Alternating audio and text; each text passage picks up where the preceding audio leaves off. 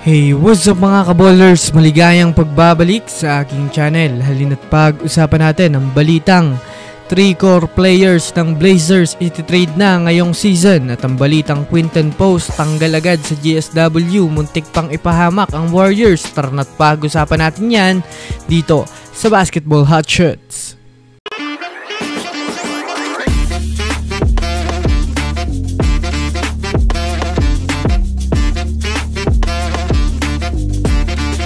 Una nga muna tayong dumako mga kaballers sa balitang 3 core players nga po ng Blazers ang bibitawan na ngayong season.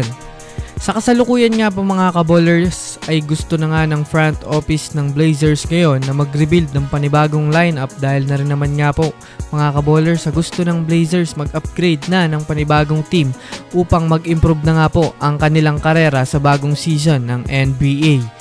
Inanunsyo na nga mga kaballers ng nakaraan ng kanilang general manager na si Joe Cronin na handa na nga sila mga kaballers magbitaw ng mahalagang player ngayon mismo hanggang sa trade season at 3 manlalaro nga mga kaballers ang ginawa na nilang available sa trade ngayong season.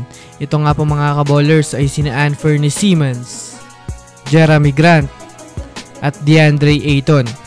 Gusto nga po mga kaballers ng Portland Trail Blazers makabuo ng isang championship contender kaya plano nga talaga ng Blazers na mag-rebuild na ng panibagong lineup upang mabago na nga po mga kaballers ang kanilang sitwasyon sa kasalukuyan. Samantala, dumako naman tayo mga kaballers sa balita patungkol naman nga ito mga kaballers sa posibleng pagtanggal kay Quinton Post sa lineup ng Warriors ngayon. Well, alam naman nga natin na si Quinton Post ngayon mga kaballers ang 7-foot center ng Warriors ngayon na nakalinya sa lineup nila bilang isang bench player. Bagamat man nga po nanalo ang Warriors kanina kontra sa kupunan ng Sacramento Kings, ay nadismaya pa rin nga po mga kaballers si Coach Steve Kerr dahil sa muntikan na nga pong mapahamak nito ang Warriors sa crucial game.